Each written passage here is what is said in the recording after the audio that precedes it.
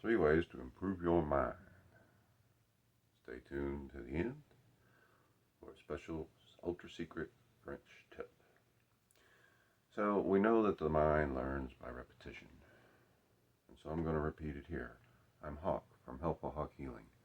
Namaskar. The mind learns by repetition. As you can see, a happy brain learns by repetition. If you keep repeating happy things to yourself, your brain's going to learn it. If you keep repeating unhappy things to yourself, the brain's going to learn it. I know that in my own life, for a long time, people would say, "Hey, how you doing, Hawk?" And I'd say, "Sick and tired of being sick and tired." Well, the thing about it is, since the subconscious mind has no frame of reference and no sense of humor or sense of being, the way it ended up working out was I was always sick and tired. So I finally decided I would change that, and the way I changed that was I'm grateful, happy, joyful, and thankful. And I mean, I am grateful, happy, joyful, and thankful. If you are grateful, you cannot be unhappy. I mean, it's just that simple. You cannot be unhappy if you're grateful. So grateful leads to happiness. Happiness leads to joy, and then you're obviously thankful for being so joyful. And I love that about finding that out and about figuring out that it wasn't my OCD, it was the English language that was the little bonus effect of, alphabetical order: grateful, happy, joyful, thankful. It just saying it fills me with a sense of wow. So I mean, if you can use that, then please do. It's if we could all walk around with gratitude for everything, for every moment, for every learning lesson we've had.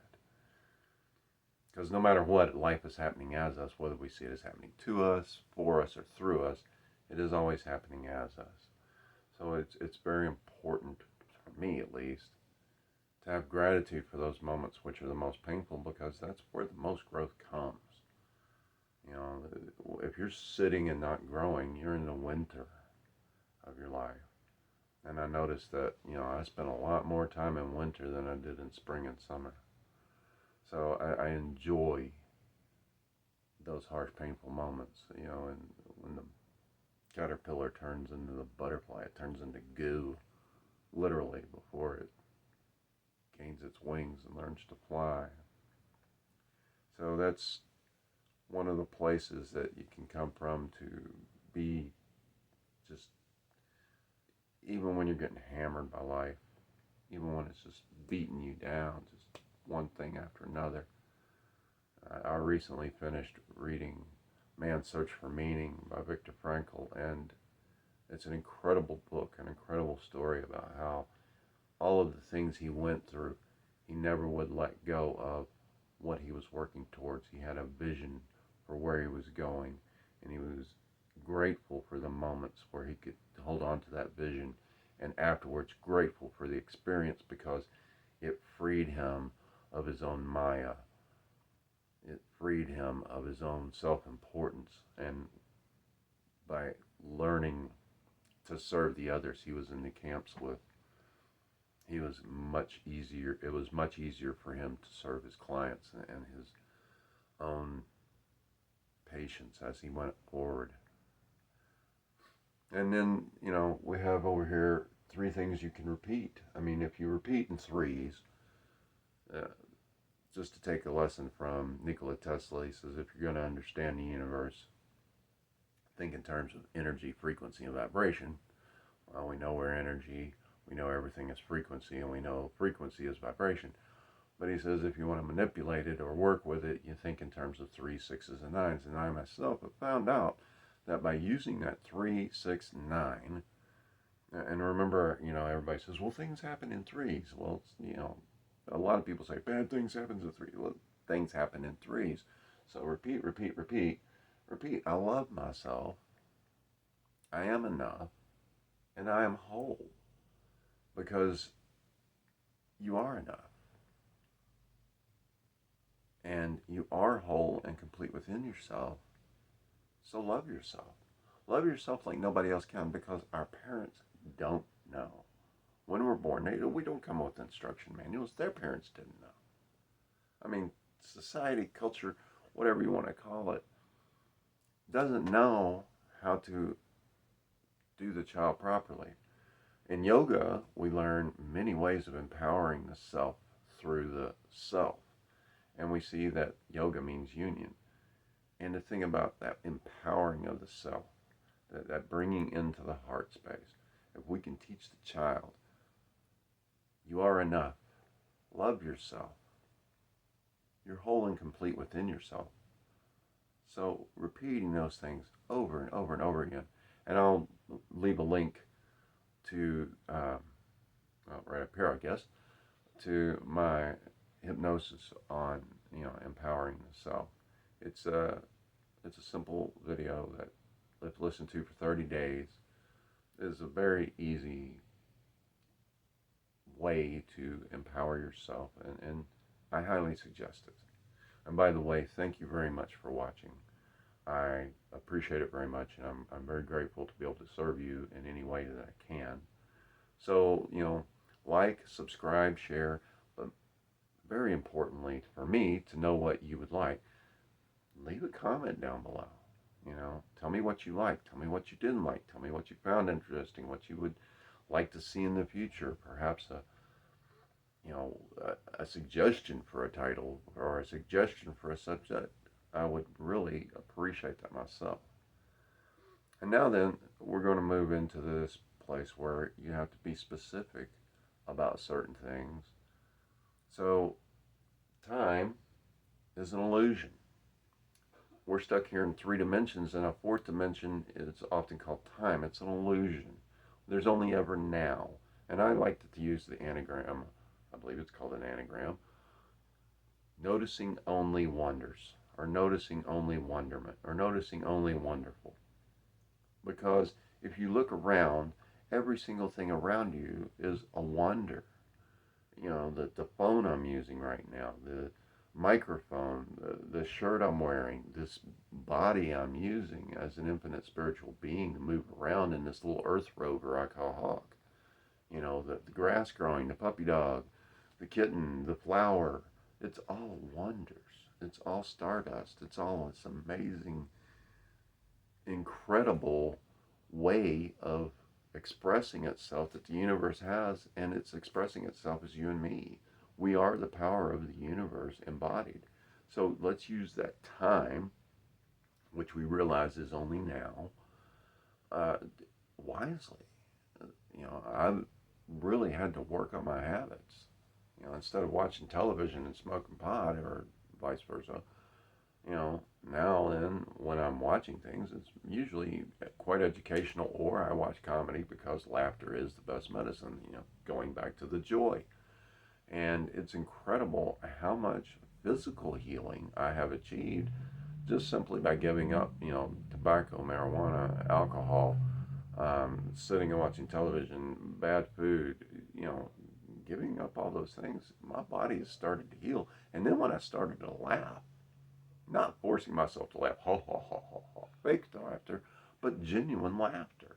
And, whether you agree with him or not, Ricky Gervais has a point that anything, if approached properly, can be laughed at. And that's one thing that Viktor Frankl pointed out in his book, is that you have to be able to laugh at yourself first. But then, if you can laugh in the face of death, there you go. I say, my life motto is, or one of my life mottos, but the major one is, life is a dragon, and it's going to eat you. You don't have any choice. Now, do you want to hide behind a rock? The dragon's going to eat me. Oh, the dragon's going to eat me. Or do you want to pull your sword, stand up on that rock, and when the dragon comes to eat you, leap laughing into its mouth and stab for the roof of it so the fucker remembers the meal? Excuse my language. But you get the point. Leap laughing. And then there's pain. Pain is what we make of it. All of my greatest pains were self-inflicted. No matter how deep and how far back they go, I held on to them. I've looked back through my life, through this process of metanosis I'm developing, of going into the wounds, which is a form of the completion process from yoga, and going back into those old traumas and looking at them, I had chances all along to be able to let them go. Now, I didn't have the cognizance in some places because of the immaturity of age, but then when I did reach an age of maturity where I could have let it go, I didn't. Even though there were times where I physically saw standing off to the side and looking at me, I saw I could have let it go, but I didn't. Ego.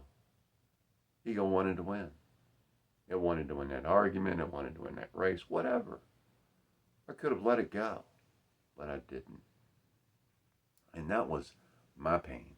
I chose to experience. You know, how is it that this girl over here can get physically abused by one guy one time, and this girl over here can get physically abused by 50 guys one time? This girl, it ruins her life, and this girl says, "You ain't gonna take anything from me. Get done." You know, it's a matter of how you look at it. It's a matter of perspective. When you change how you look at something, what you look at changes. And so when you change how you look at your pain, how is this pain helping me? What has it done for me? What has this pain worked to protect me from? Then you can become a greater partner to that pain, and you can see the relationship to that pain. You can see what it's done for you, how it's worked for you. And because that's what it intended to do. It intended to keep you away from other pain, maybe the same or even greater. That's all its job was. But how can you start working a relationship with it and show that pain, that broken-hearted inner child, that it no longer needs to carry that pain? And now when you're repeating, be very specific about what you want. Be very specific. Because the person goes around, "Oh, I've got the most terrible memory." Well, the subconscious is taking that seriously, and they wonder why they can't remember things. "Oh, I can't even remember my name most days." Well, be very specific about what you want. Because your subconscious mind and your unconscious mind aren't going to joke. They're not. What are you going to do? What are you going to do? Are you going to let your subconscious mind continue to rule you? Are you going to continue to let the operating system tell you which program you're allowed to use? Or are you going to tell the operating system which program you want to use or which app you want to use? It's up to you. And I can help you through Helpaholic Healing. I can help you rearrange those situations within you so that you can be more empowered. But, do what you will. I've really worked long and hard. I've got tens of thousands of dollars and, closing on 10,000 hours of meditation. Close to 2,000 hours of that meditation is specifically going into my wounds. And it seems counterintuitive. Oh, it's scary. Well, guess what? Yeah, it's scary. But once you go into that scary and you find that little broken-hearted child, and you bring that child up and you say, "Look, I'm right here. I know it's scary. Cry all you want. Tell me everything you want to tell me." I know the first time I walked into a wound, it was about the most recent ex. Okay. And the very next one in the body is the subconscious mind said it was in the pinky toe. I'm like, okay, I'll give anything a shot at least once. I used to say that. There are certain things, substances and stuff, I won't give a shot now. But I said, okay, I'll listen. What's this about? And when I was 7 months old, my father and my sister and I and my mother were on our way to California. And there was a drunk man. Our car was coming this way, another car was coming this way, and this drunk guy drove between us and knocked this car over upside down into a field, and it knocked our car up on the side. And I was asleep in my father's arms. My mother was driving, and this part of my head grazed the concrete or the asphalt. Now, as a 7-month-old child, I experienced this. That shift that I did, I saw the gravel in the road. I felt the feeling of the road barely grazing my infant scalp.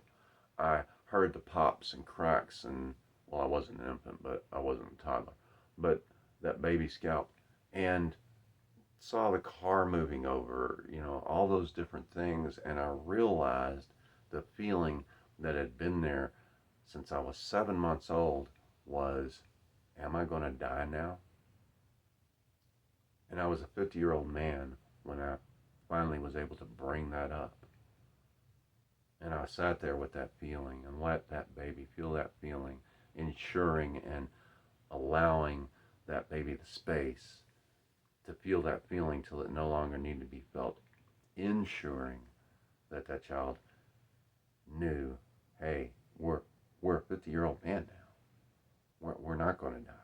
We didn't die. So there's no reason to carry this feeling around. So it's very important as we walk through life when things happen, we get to decide whether they hurt us or not. The old saying, sticks and stones can break my bones, but words can never hurt me. Well, words can't hurt you. The only way someone can hurt you is if they, or make you feel anything, is if they reach out and touch you. So if you decide to let someone's words hurt you, no matter what they are, if you can just sit there with stone face, okay, yeah, okay, whatever. I've had this used on me. I still struggle with my ego from when I was sociopathic codependent. I get that. I may always, as long as this body exists, have to deal with that, but I'm working to be consciously cognizant of it to the point where I can, in the moment, say, okay, I'm taking a step back. I'm letting you have your little tantrum or your little whatever. Yeah, your inner child needs attention and it's playing out, and I'm going to let you have your attention. Now then, you've had your attention and you can go away. And as always, I thank you again. I'm going to conclude this here. The special French bonus tip. Emile Coué was a mesmerist or a hypnotist, and he was watching patients come back from World War One, wounded soldiers. And I've adjusted this a little bit, but every day, in every way, I'm getting better, better, and better. Better, better, and better. Better, better, and better.